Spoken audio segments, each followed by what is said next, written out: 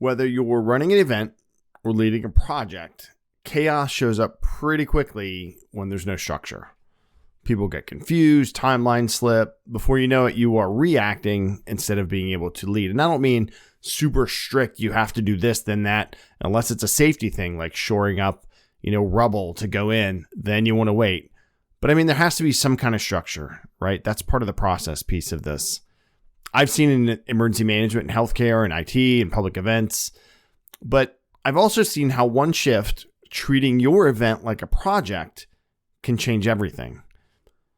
In this Foundations Friday, we're going to focus on one powerful principle: structure before action.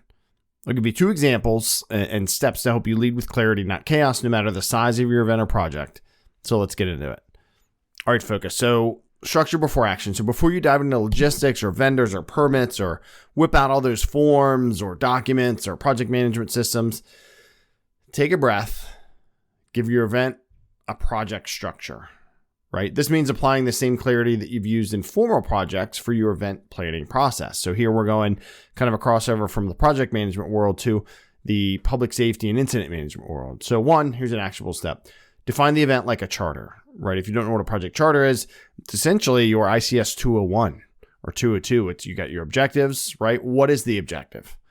Who are the stakeholders? Who's who in the zoo?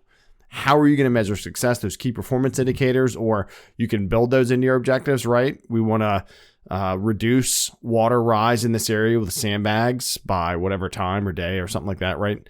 Or if it's a project, we're going to reduce documentation time with the implementation of this, blah, blah, blah. So the first thing is define the event like a project charter. So have those key things, objectives, who's who, how are we going to measure this? And 2, set milestones early. Right? Where are we trying to get to that will make us significant progress to the positive, right? Make a simple timeline. You can draw a line on a piece of paper or just write like 1 day, 1 week, 1 hour, 1 month, 6 months, whatever the appropriate timeline is.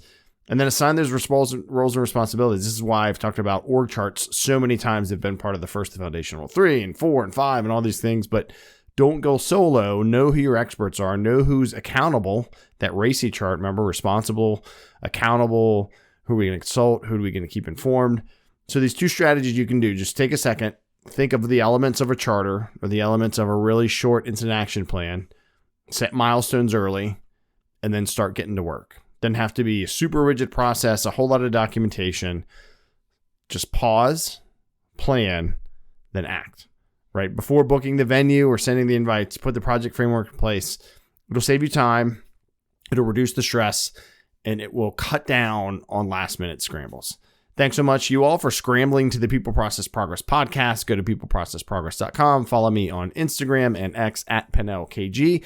Go to the newly branded, newly aligned, Own, Move, Anchor YouTube channel that was the Pannell 5 Fitness Club. It's that and more. And you can learn a lot more about it when you go to that channel. Thanks so much for listening. Subscribe, share the show if you think this was helpful, if it was a good idea. If not, let me know, reply, reach out to me on socials. Thanks for your time. Stay safe out there. Godspeed.